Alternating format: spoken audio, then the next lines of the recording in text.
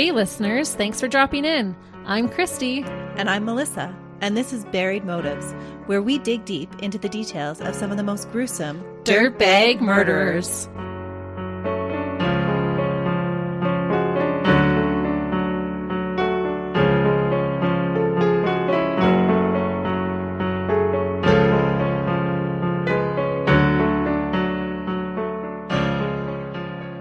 Hey listeners. Welcome back to Buried Motives. We are super excited that you've joined us for today. We are, because I've got a question for you. Have you ever tried to do something nice for someone else and had it totally backfire? Oh yes, definitely. Sometimes it happens, and that's exactly what happened in today's case. Oh no. What is that saying about good deeds going No good deed goes unpunished. Yes. That's what I'm calling this case, is no good deed. Oh wow. You have me intrigued. This is such a sad case because the beautiful Kenyatta Barron was just trying to be kind to her children's father by giving him a temporary place to stay. But sadly, the kindness would come at the price of her life and that of her child. I do have to put a trigger warning in today because we will be discussing a very violent crime that involves children. The cases involving children are always so hard. They are. There are so many times that I became emotional while researching this case. But my makeup is on point today, Melissa. I'm sorry. It might not be after this case. If you need to skip ahead during parts, please do. Absolutely. Kenyatta, or Kiki, was a single mom of two beautiful children, a little boy, Ronnie IV, and a little girl, Ronivia. In 2018, Kiki was in the process of upgrading her education at the Hillsborough Community College in Florida, but still managed to be a hands-on mom, never too tired to play football or read stories. She was trying to create a better life for her two children when she allowed the two children's father, Ronnie, to move in with them for just a short period of time. He was recovering from a drive-by shooting that he had been the victim of 5 months previous, and he had nowhere else to go. No other family would take him in. That's what he led Kiki to believe, and so she took pity on him. Oh, and he's going to take advantage of her kindness. He is a huge dirtbag. Ronnie O'Neal III was born on July 27th, 1988. He was the second son born to his mother, Lisa. His mother had had his older brother, Alonzo, 2 years before he was born. But after that relationship failed with Alonzo McNair, she became involved with Ronnie's father for a short time and became pregnant. Ronnie would grow up never knowing his biological father and only meeting him for the first time when he was an adult himself, and they would continue to have an estranged relationship.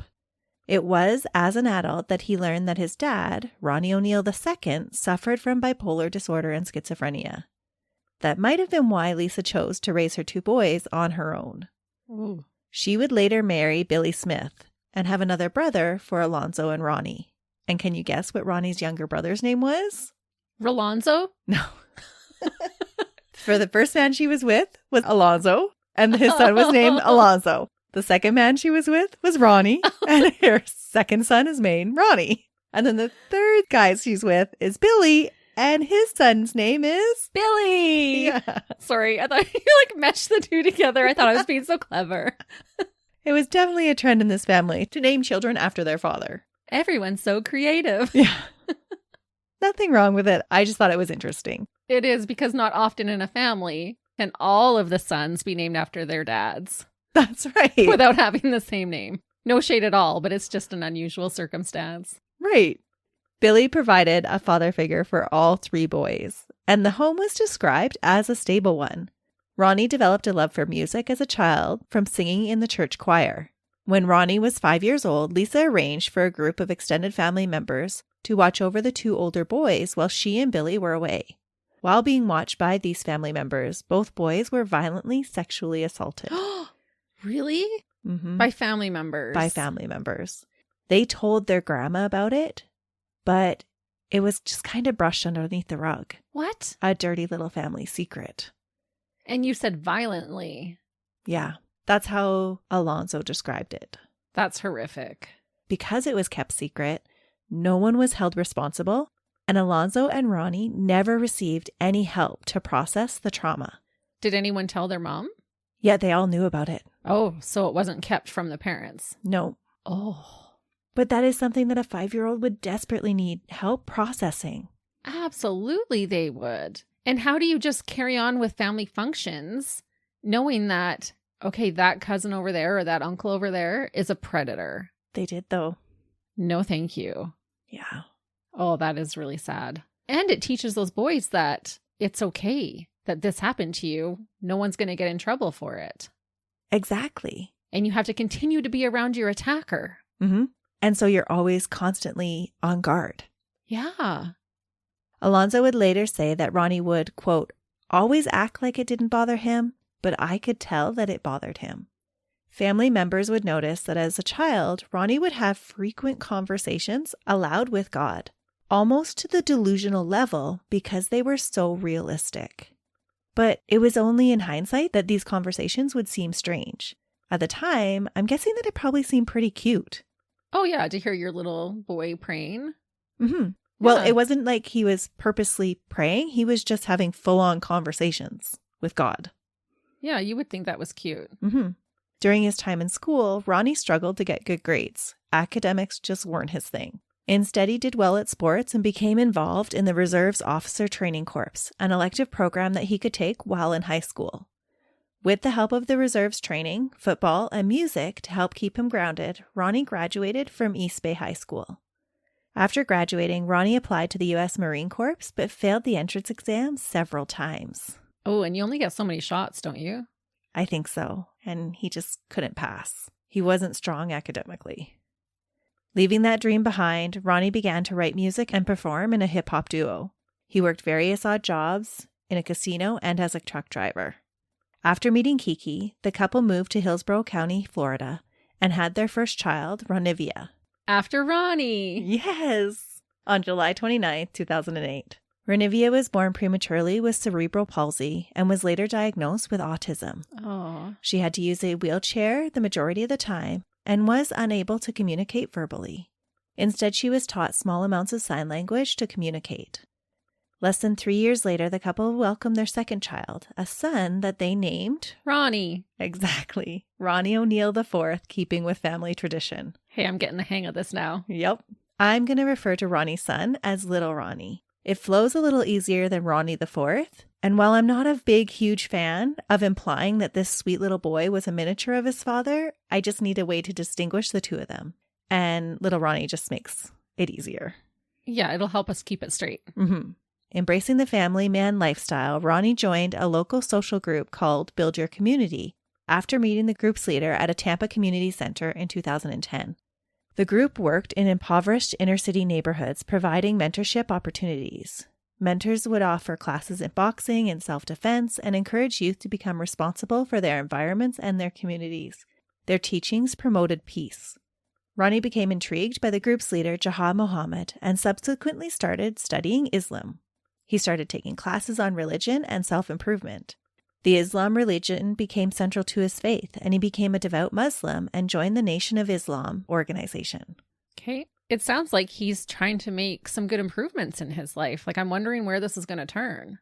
He was trying to make positive improvements, but Kiki did not share Ronnie's same beliefs, and the topic became quite a rift between them. Oh. Among other things.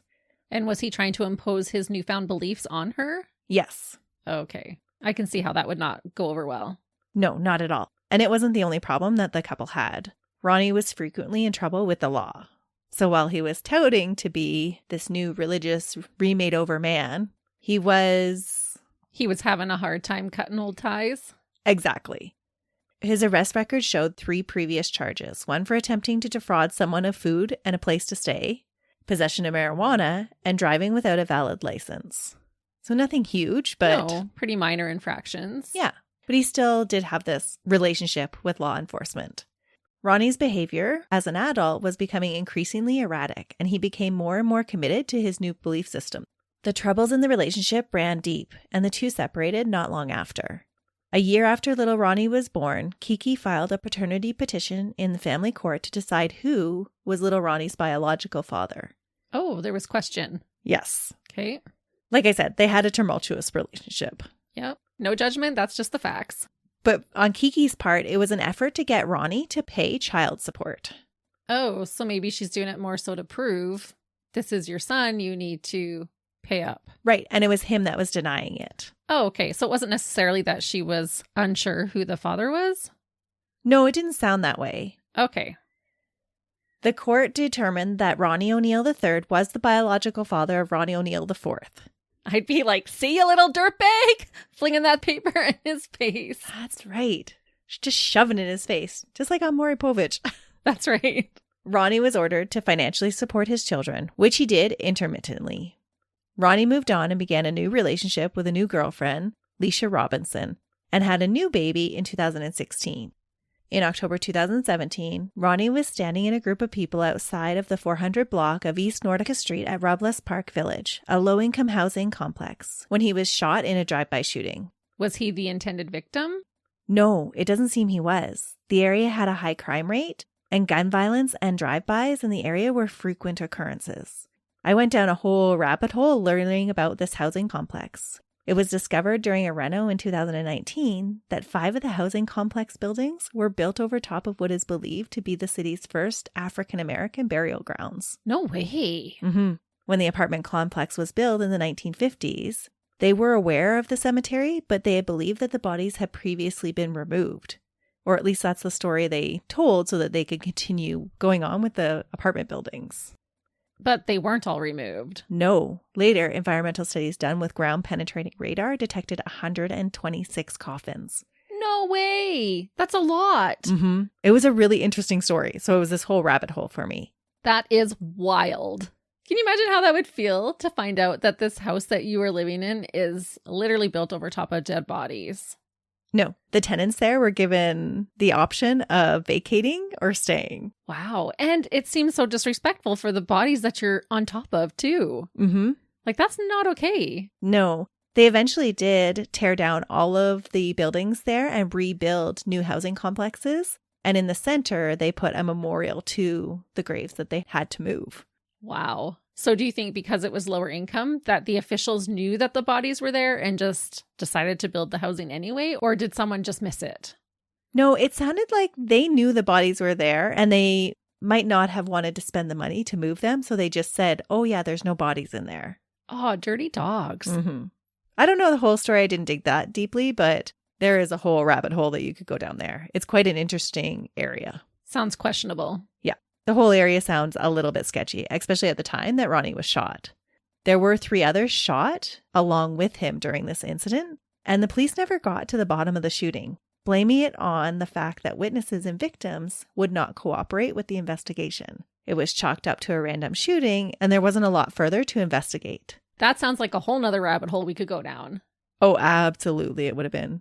The papers reported that the shooting resulted in no life-threatening injuries, but Ronnie said that his heart stopped 4 times during the surgery that was performed that night. Ooh, I would say that's life-threatening. Yeah, I think so too. You kind of need that heart running. Exactly. Ronnie had to spend an extended time in the hospital to recover after that. As he recovered, he became more committed to working with the Build Your Community group and preventing violence.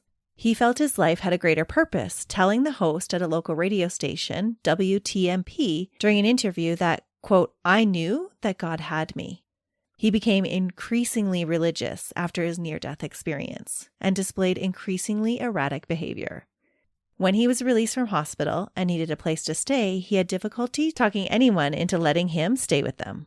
He and Leisha had broken up by this time, and while he maintained a relationship with his second son, she wasn't willing to have Ronnie stay with her. Neither were his parents, extended family, or any of his friends. Ooh, that says something. If everybody you know doesn't want you around. Exactly. Ronnie's behavior in recent years had become quite odd, but it was even more so after the shooting. That's how Ronnie, at age 29, ended up staying with Kiki and his 2 oldest children, despite multiple people warning Kiki that it was not a good idea, including her own mother. Oh my goodness. That is heartbreaking, knowing that he's going to murder them. It is, but she just had such a soft heart, and she just wanted to help. Oh, it's so sad. He's such a dirtbag already. On the night of March 18th, Kiki placed a horrifying call to 911 at 11:43 p.m., pleading for help, screaming, quote, I'm shot, please help me. I'm shot, help me, please. During the call, she repeatedly can be heard saying, I'm sorry, over and over again, and saying, quote, I can't move my arm. My arm is shot up. Ronnie, please. And shouting, he's attacking me. Police were immediately dispatched to her Riverview home. Police would arrive on scene just a short time later, but it would already be too late for Kiki and her child. The sequence of events given is not definite, but I'll do my best to piece events together of what happened that horrible night. The horror had begun a short time earlier when Ronnie and Kiki had begun to argue in their bedroom. Oh, he was staying in her room? Not even just on the couch? It appeared that way. Okay. Yeah. Little Ronnie watched from his bedroom down the hall as his parents argued. The fight was believed to have been started with a discussion on religion. Kiki and Leisha had also argued a lot during that day about Ronnie, so there might have been some of contention over those conversations as well. Either way, the argument became heated, and when little Ronnie's mom saw him watching the fight, she told him to go back to his room. Before he did, he saw his father point a shotgun at his mother. No way. It was the one that was kept under the bed in his mom's room. He then watched as his mom ran towards him and then into his sister's room. Ronivia was awakened by the noise and sat up in bed and watched as Ronnie followed Kiki into her room and went to where Kiki was hiding in the bedroom closet as she was trying to frantically dial 911. Oh my goodness. Ronnie stood over the mother of his children and fired the gun. That was the first gunshot that little Ronnie heard. It was followed by his dad calling him and telling him to walk around the room and chant. Ronnie directed his son to repeat the words, Allahu Akbar, meaning God is great, as he walked in circles in the front room, and then he called him into Ranivia's room. As Kiki hid in the closet, she was able to connect with the 911 dispatcher. Ronnie's commands for his son to help him shoot Kiki can be heard along with her pleas for her life. He's telling his son to shoot his mother. Yes. The dirtbag Ronnie directed his son to help him shoot his own mother again, holding his 8-year-old son against his body and helping him aim the gun while Kiki begged. No. Yeah. Little Ronnie says he doesn't remember the gun going off, and it's not clear if this is when Kiki was shot the second time, or if that injury happened during the struggle that was yet to come. But crime scene investigators would find 3 spent casings, a live round, and shotgun slugs in the closet along with Kiki's blood. That's terrible. I thought it was bad enough that he's making his little kid walk around chanting while his mother's being shot, but then to bring him in and make him help? Yeah. That's despicable. It is. And like I said, little Ronnie, he doesn't remember if he actually pulled the trigger or if the gun went off while he was holding it or anything. He's blocked that all. So traumatic for him. Ronnie then sent his son to collect a hunting knife from the garage. And somehow, this is when Kiki pushed her way out of the closet and ran for her life. Little Ronnie watched his mom run out of the house, with his dad following, still holding the shotgun. Kiki's frantic cries can still be heard throughout the short 911 call as she runs from her home to the neighbor's doorsteps. In the background, Ronnie can be heard yelling as well, saying, "She killed me," and Allahu Akbar. The call lasted roughly 4 minutes before it was disconnected. But the horror didn't end with the end of the call. A neighbor witnessed Kiki running for her life and said that Ronnie grabbed her and he stood over her, striking her 3 times and shot her. But there's a discrepancy of whether the shot was heard inside or outside the house. But he's striking her outside of the house. Yeah, Ronnie beat Kiki with the shotgun, delivering over 15 vicious blows to Kiki's head, fracturing her skull in several places along her jaw and the base of her skull. Kiki died from blunt force trauma. Oh my goodness, that would have been so painful. She also had gunshot wounds to her right elbow and the back of her right shoulder. Ronnie had beat her so viciously with the gun that it was found bent and in pieces at the crime scene. Holy cow. And being shot in the back of the shoulder, to me, would indicate that she was running away when she got shot.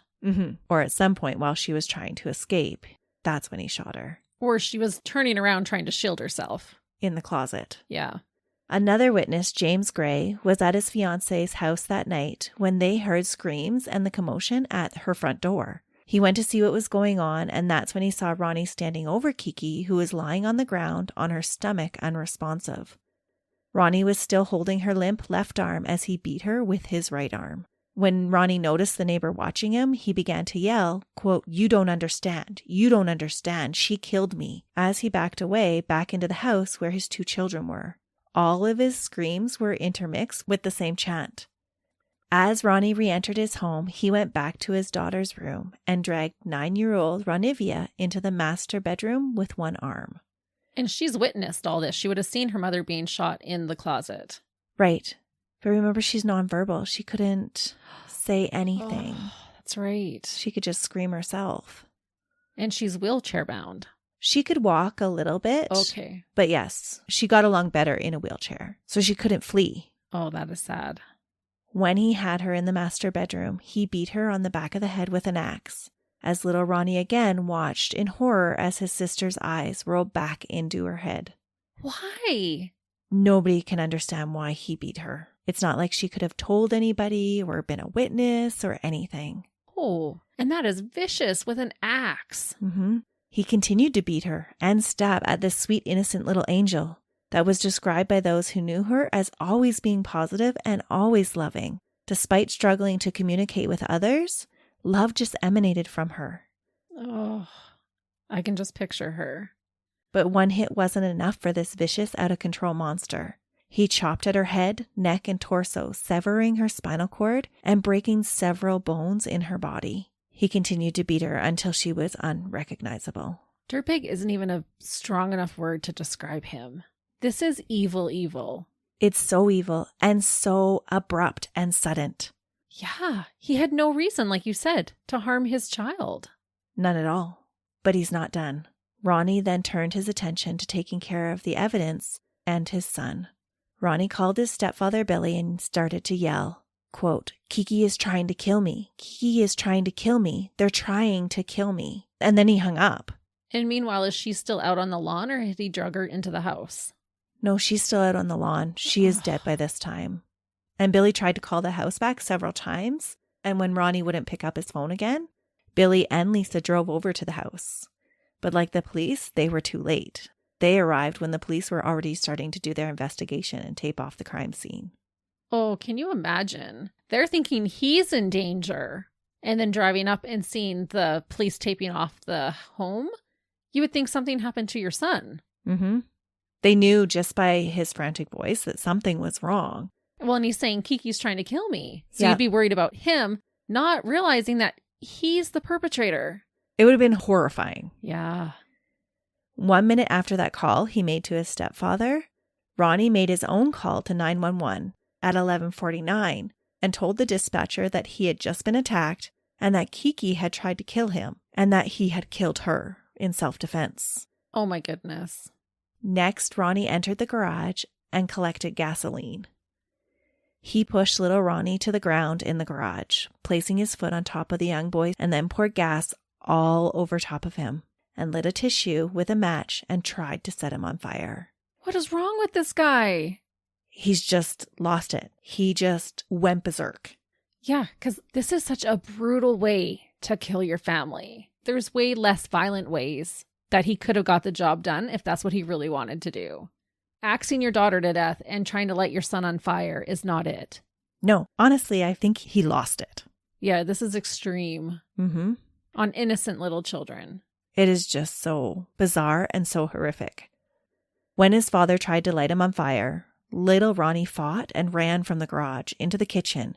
And that's where this dirtbag, poor excuse of a father, stabbed his son repeatedly. It's not clear if the knife he used was the same hunting one that he had sent little Ronnie to collect from the garage. Oh. Several bloody knives would be found on the kitchen floor during the investigation. Ronnie poured gasoline throughout the house, going to the master bedroom and pouring it all over Ronivia. He set her tiny body on fire and closed the door to the room as his son was still watching, because little Ronnie was still awake and laying on the kitchen floor, able to see that bedroom door. After being doused with gasoline and stabbed by his father, the man who's supposed to protect him. Yep. I cannot even imagine what was going through that little boy's mind. I can't either. After having seen him just viciously beat his mother, making him participate, and then watching him beat his sister, and then being set on fire yourself. Yeah. So Ronnie must have assumed that little Ronnie was dead. Yes, he did.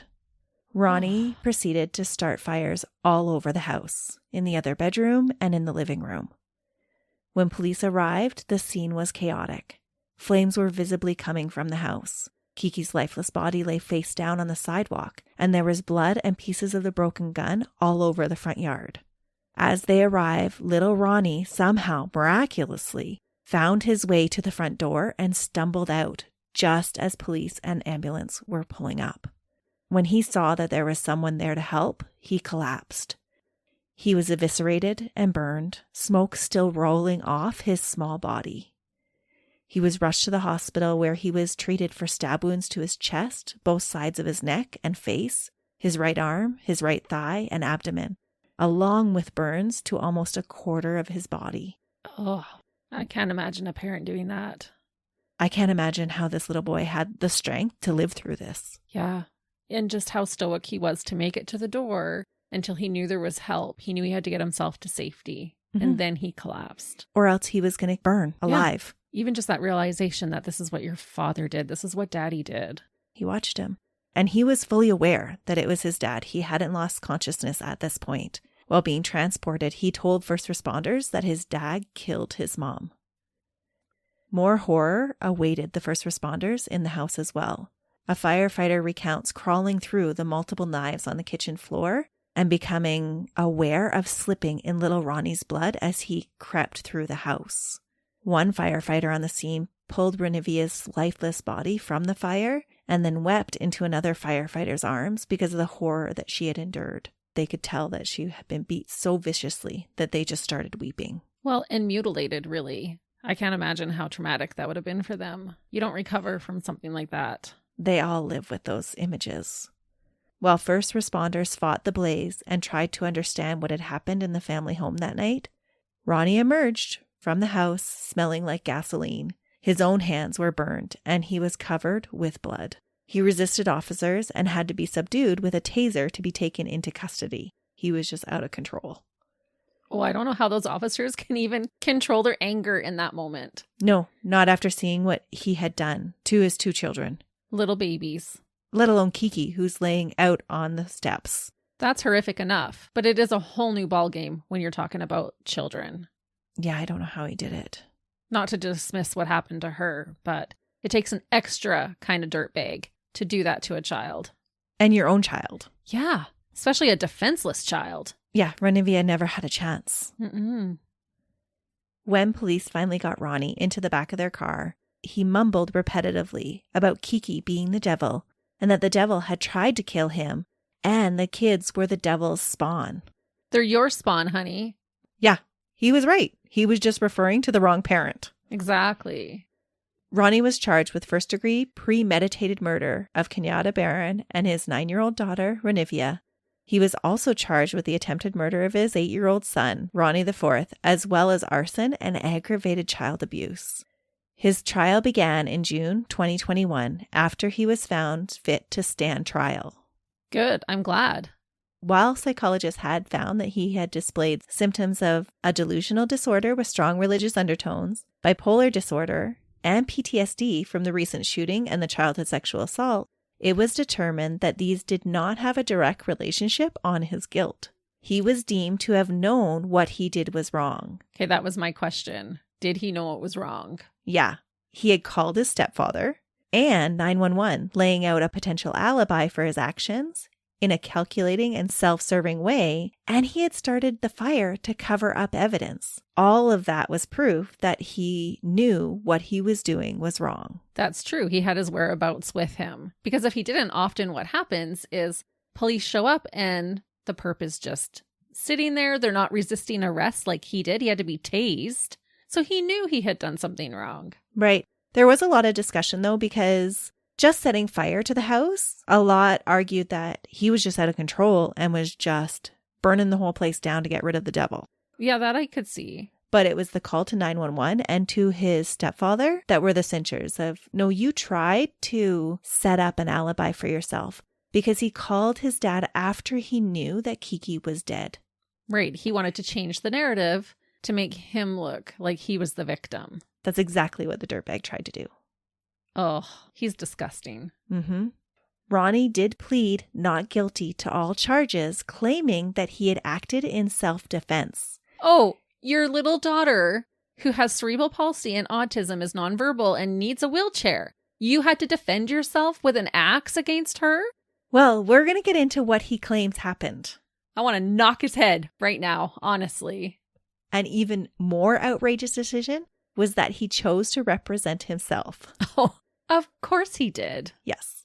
It isn't that uncommon for someone to represent themselves during a criminal case, but it is very unusual in a murder case, especially when there's the death penalty on the table. Good. I'm glad he was dumb enough to want to represent himself. And to me, that's always such an ego move. You think you're going to do a better job than someone who has studied and gone to school and has done this before. This is not their first rodeo, but no, you can do a better job. It was out of this world to watch his trial. Or did he think that, oh, because I'm religious, I'm going to be saved and get through this? That could have been part of it. Ronnie's self-representation was something else. His opening statements shocked everybody in the courtroom as he blamed Kiki for his crimes, and he had to be told several times to stop dramatically yelling at the judge, attorneys, and the jurors. Ronnie claimed that Kiki had attacked their children and then had tried to attack him, that he had killed her to defend himself and avenge his children. He said that, quote, just like any father would have done, he acted out of pure instinct and passion. So is he saying that Kiki killed their daughter and had attempted to kill their son? Yes. So maybe that's why he went after them, to make it look like I had to kill her because this is what she did. Maybe. And even if he did, even if that is his reason, that just shows what a selfish SOB that he is, honestly. Absolutely. If that was part of his plan, he was willing to kill his own children just to get off of murdering his ex-girlfriend. Yeah, to get away with murder. That his freedom was more important than their lives. I don't think that that was the case. I think he literally lost it. And then just got creative with the excuse later? Yes. Gross. Yeah. He's gross. I hate this guy. You're going to hate him even more as he continues to act out during his trial. Ugh. He also claimed that his son's brave testimony against him was fabricated and coached, and that the police lied and planted evidence against him, and that they had even beat Kiki's body further to make him look more like a madman. Okay, yeah, Ronnie. Yeah, sure. Yeah, because Sure, that's what they Ronnie. do. Mm-hmm. That's so plausible. We all believe you, you poor thing. The first responders were traumatized. They were not going to be inflicting more damage to those victims. No, but he had the audacity to blame them. Right. They were literally crying in each other's arms. Mm-hmm. His trial is just outrageous. For all of his claims, though, there was no proof of anything that he claimed. The prosecution had mountains of evidence against him, which they presented over 4 days. One of the most bizarre and emotional moments in the trial came when Ronnie questioned his own son, confronting him about what he had seen and what he remembered that night. They let him question his son? They did. No way. Yep. Okay, lock them all up. That's criminal. You don't let the person who has just tried to kill this 8-year-old little boy cross-examine him. It was so emotional, but little Ronnie did amazing. They didn't have him in the same courtroom. He was only appearing via video, and he had support people with him and a support animal, but I was shocked that they would let him cross-examine his own son. Yeah, no. A little boy shouldn't even be cross-examined. Who had to go through something like that? He should just have his statement. That should be played for the court. That's it. No, they sat him in front of his dad. He opens up his cross-examination by saying, "Oh, hey, buddy, how you doing?" And his son's like, "Yeah, I'm good." And he's like, "I miss you, buddy." Oh, I got a lot of anger in this one, Melissa. It was crazy, Christy. Excuse me, but you have lost that right to call him buddy and ask him how he's doing. If you had your way, he would be in the ground with his mother and sister. It's just so bizarre to watch. So many emotions while watching him do that to his son and act like it was no big deal. Little Ronnie, 11 at the time of the trial, did so well on the stand as he faced his father with such bravery. When asked by his father how his father had hurt him, he told him, quote, "You stabbed me." It was surreal to watch this dirtbag display no emotion at that statement. And what really is interesting is Ronnie is smart enough to catch inconsistencies from his original statements to his testimony given to the court, and he grills him on it. Yeah, he's trying to throw his son under the bus. When normally a parent would be trying to help their child through something like this, would be wanting to protect their child through something like this, but he was perfectly fine victimizing his son once again. He was perfectly fine forcing him to live through those traumatic moments over and over again. Ugh. It's unreal. Another bizarre moment, and almost heartwarming, but truly bizarre, came during the trial when Ronnie thanked the detective, Mike Blair, who had adopted little Ronnie after the murders. Mike, now a corporal, connected in the hospital room while little Ronnie was being questioned. They both had a love of football. Then one night, little Ronnie asked the detective if he could watch a movie with him. The poor little guy was all alone in the hospital recovering at the time. His mom and his sister were both dead, and his dad was in jail for their murders. And there was no extended family? Like, where's grandma? Where's the aunties? Where's anybody? It didn't seem like they were around all the time. And so there was one evening that he was left all alone. Okay, I see. So it's not like he was left completely alone for the whole time. No. Okay, I see what you're saying. Mike was supposed to go on a date that night with his wife, Danielle. Instead, they changed their plans and both hung out in the hospital. That is really heartwarming. That is. When a placement with extended family failed, little Ronnie's caseworker reached out to the detective to see if there was anyone else he knew that would be willing to take in the recovering child. Mike didn't hesitate to say that he and his wife would be happy to take him. Oh. Danielle and their 5 other children were all on board with bringing little Ronnie into their home. That's incredible. The adoption was finalized in November of 2019 prior to the beginning of the trial. So Mike testified at the trial about the scene that he had observed because he was there the night of the murders. At the trial, during his cross-examination, Ronnie's only question to Mike was a statement. He said, quote, "Thank you, sir, for all you've done. From the bottom of my heart to the top of my head, no further questions." You're going to grill your son, but to this guy, you're going to be like, "Thanks, man. You helped me out." Yep. Yeah, thanks for doing me a solid. Yeah, I don't know how I feel about that. He is a bizarre character. I would have thought that he would have been jealous, like, that's my son. I would have said something like that to him instead. No, he's grateful. I wonder if that was just for show. I have a hard time believing that he's grateful for anything that isn't all about him. No, I actually believe him. You do? Yes, but I believe a lot of people. Well, it's clear he only cares about himself. He doesn't actually care about his son. So I don't know. Yeah, I almost think he recognized that the guy was doing a favor, and he knew that social decorum required him to say thank you to somebody that the jury and others were emotionally connecting with. Right. It was less about the emotions that he was feeling towards the police officer and more about, this is what I know to be appropriate to do during this situation. That's what I think. It was more for show. Yeah, I don't know if it was for show because there are so many things that he does that don't paint him in a good light. Okay. I really just don't think he had the emotional intelligence to even feel that way. He's not just putting on a show because he makes himself look so guilty. Okay. When it was his turn to present his defense, Ronnie called only 3 witnesses of his own and rested his case just after 30 minutes. Oh. Yeah. Often just a closing argument itself is longer than 30 minutes. Mm-hmm. And in his closing argument, he again became agitated and yelled his defense arguments at the jury, proclaiming that he had only done what he needed to do to avenge his children like any other father would have done. It is the most outrageous thing. He gets up and says, "I did kill Kiki." And often with people like this, I wonder why they don't understand that just because you scream it doesn't make it more true or doesn't make it less of a lie. Yeah. His whole behavior is so bizarre. I'm actually quite shocked that he was allowed to represent himself. Yeah. And as a jury member, if this man who you know has killed this woman and had attacked the children as well, if they're screaming at me in the courtroom, I'm probably not feeling convinced. I'm feeling afraid. Exactly. On June 21st, 2021, in a little less than 5 hours of deliberations, 9 men and 3 women found Ronnie O'Neal, then age 32, guilty on all counts against him. And on the 25th, they also voted against the death penalty unanimously.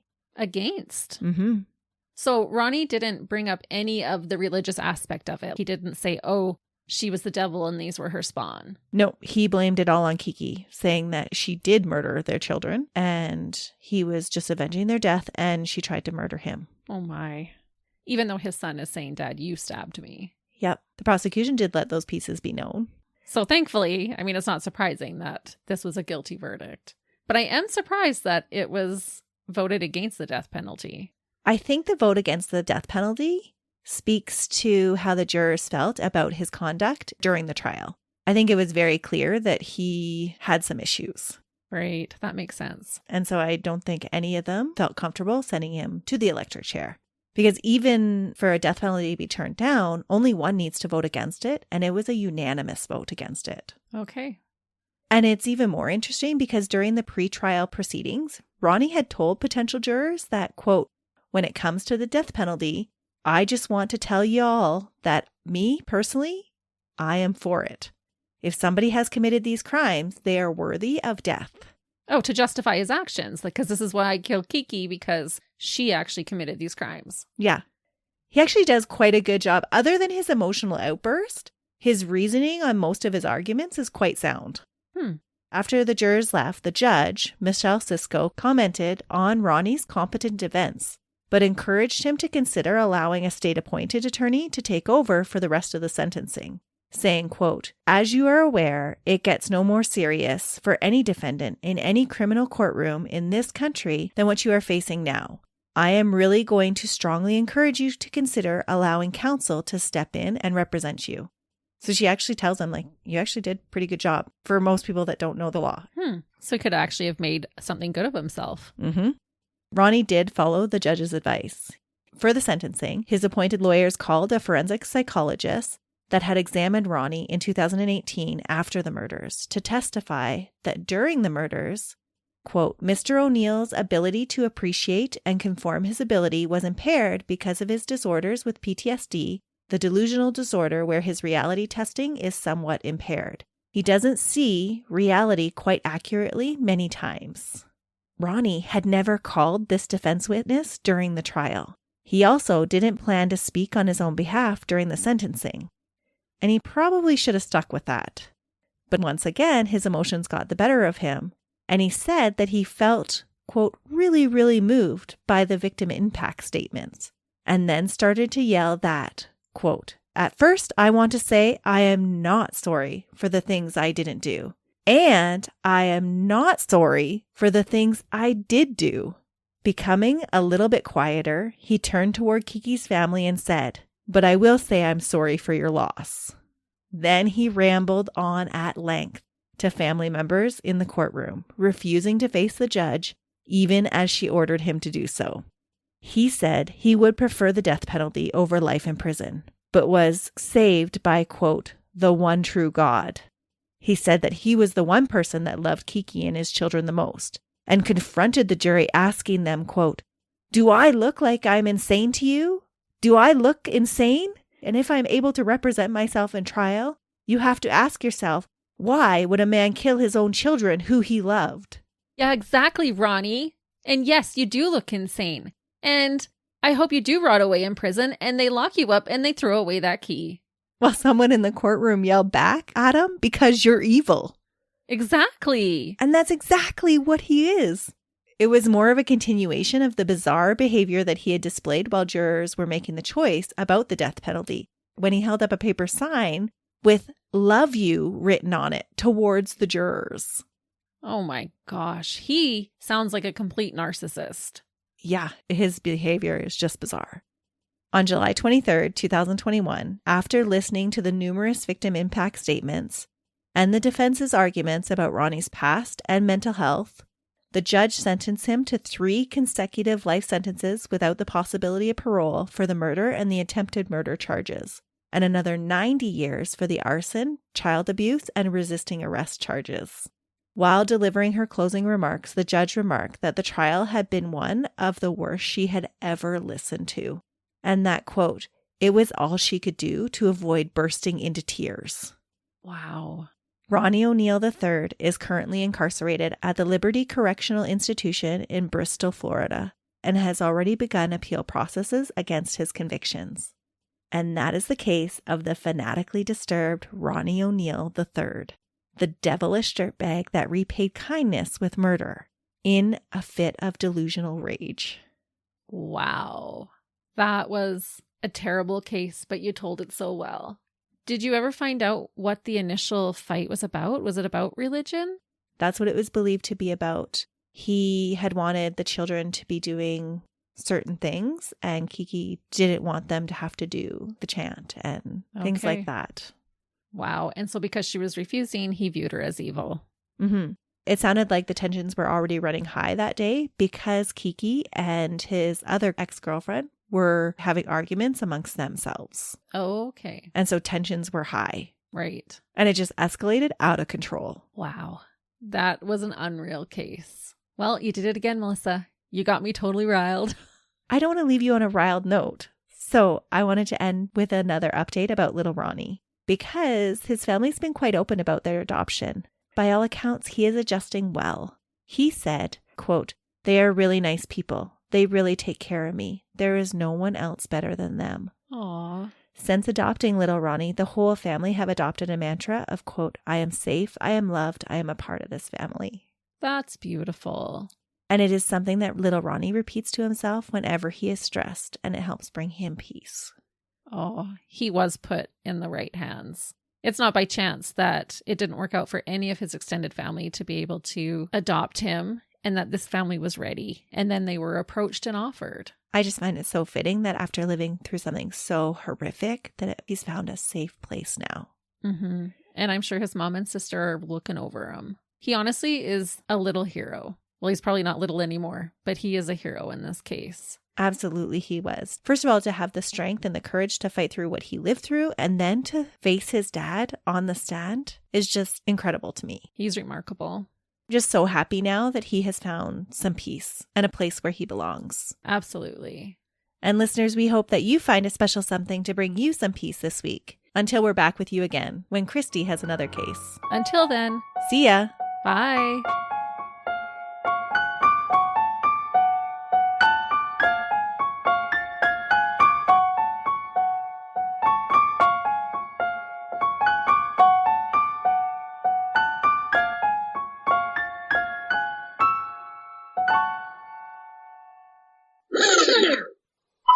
Oh, this mic is just in a weird place. Now I have to move it. Seems high, doesn't it? Have to make sure my Melissa is comfortable. Okay. Whatever she needs. I think I am comfortable here. No way. Childs? Mm-hmm. Should it be children? Nope. Childs is the right way to say it? Yep. Because it's only one. Oh, well, I saw two. I know. I did say two. Oh, okay. Yeah. Sorry, scratch all that. I will. I was like, Melissa, that's not the plural of child. Craziness. Oh, yeah, that's what I needed to look up.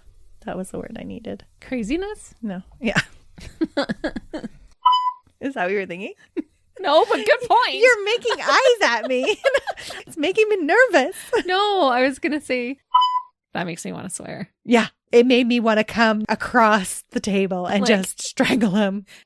She had actually been praying to soften Mike's heart, because Mike was like, no, we can't do this. Like, even though he felt bad for the little boy and he wanted him, he's like, no, he couldn't wrap his head around it. And we already have 5 children. Yeah. And so she had been praying that they would have an opportunity to bring him into their home. And even his kids were like, Dad, you need to listen to Mom on this. Oh my goodness. Yeah, I know. So sweet, right? Okay. That gave me goosebumps even on my legs. Ooh, bring it together. Well, you watched it all, so I'll trust you. My eyeball is twitching. This case is making my eyeball twitch.